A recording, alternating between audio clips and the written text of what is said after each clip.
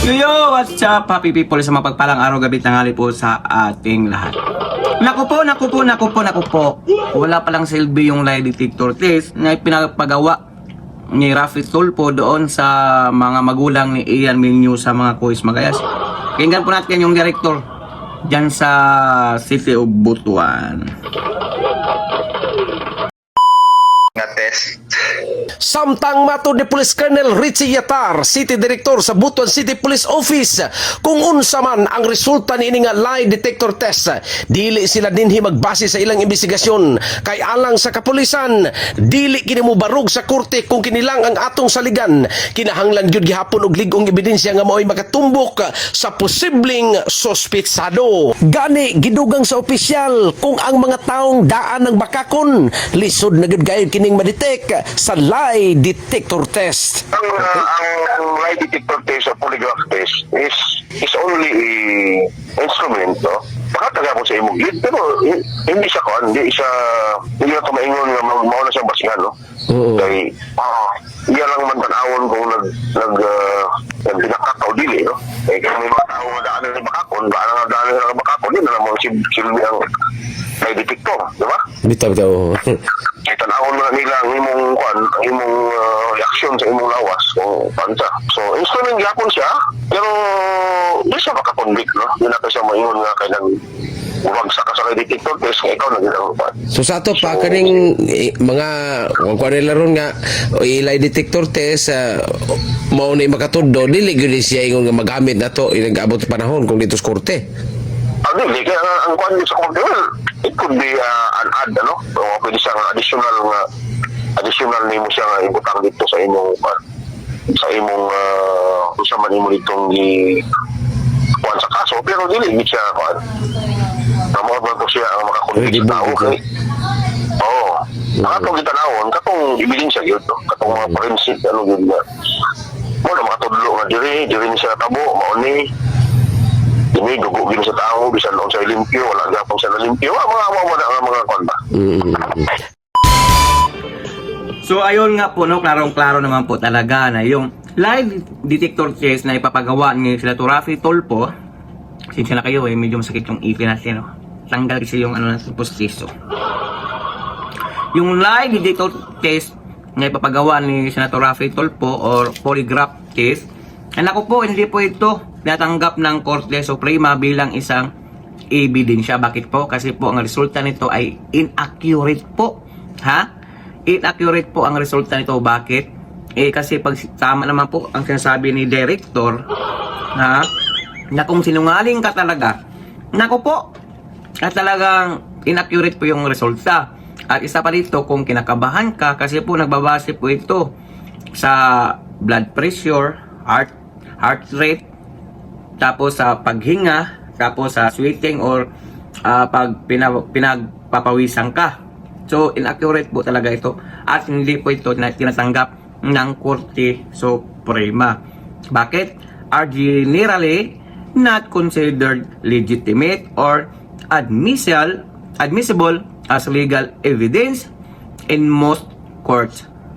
Mostly po sa mga korte, hindi po ito tinatanggap.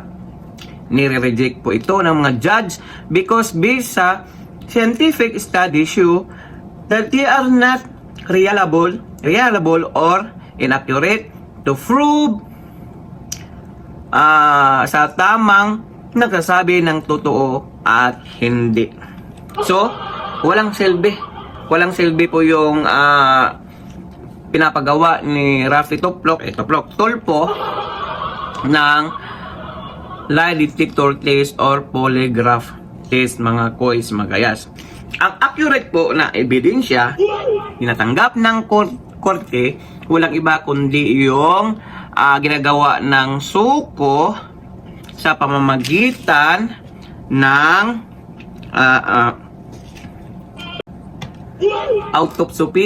autopsy sa patak ng dugo o blood stain na nakita doon sa bahay ni Ian Minyo.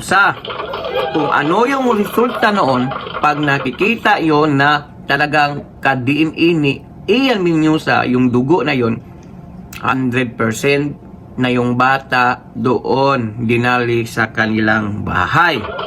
Yun po ang tinatanggap ng Korte Suprema na ebidensya dahil 99.999% ang resulta ng DNA or ng autopsy sa patak ng dugo o blood stain ay tatanggapin po, 100% tatanggapin po yan ng Korte Suprema. So yun po ang inaantay ng taong bayan, yung resulta na nakikita nilang dugo. Sana po nga hindi yung dugo ng 6 na manok na inalay, mga koys, no? Kasi yung kay Toplo, Krabi Tulpo, kung ano man pong resulta noon, baka po magsasanhi po yun ng misleading, ha? Kasi nga po, inaccurate po yung resulta noon. Kung magligatiba, magpositibo ba yung mga magulang ni Ian, gaya na nga na sinasabi ng director kanila sa Butuan City, paano kung sanay magsisinungaling yung tao? Paano pag kinabahan yung tao? Paano pag pinagpapawisan yung tao? Paano pag tumaas yung dugo ng tao? Kasi po, yung gagawin pong lie detector or polygraph test ay nagbabase yon sa blood pressure, heart rate or heartbeat, breathing, yung bang para kang natataranta,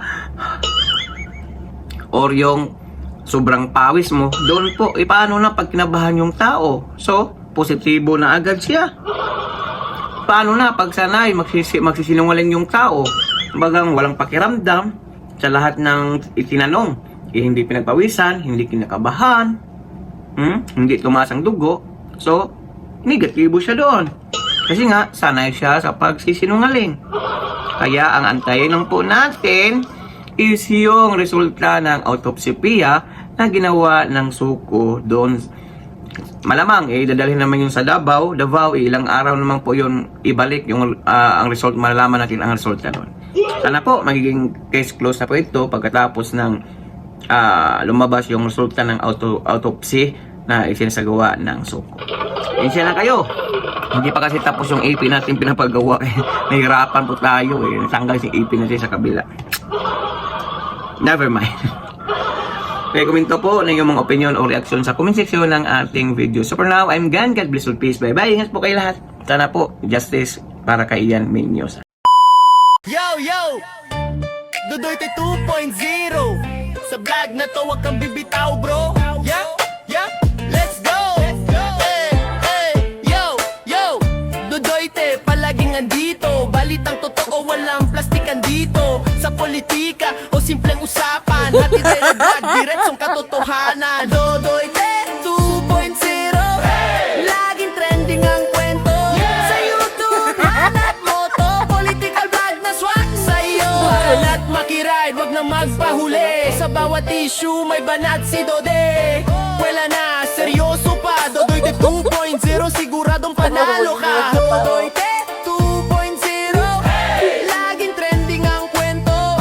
From Luzon, Visayas to Mindanao, Dodoy ang vlog vlog, panalo. Dodoy 2.0, laging trending ang kwento. Away, ayay ko yun. From Luzon, Away. Visayas to Mindanao, Dodoy ang vlog vlog, panalo. Dodoy 2.0, kapuli ko vlogger, raw and true bro. Subscribe ka na, let's go!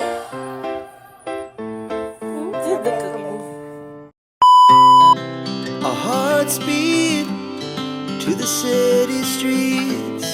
We began to feel the fire.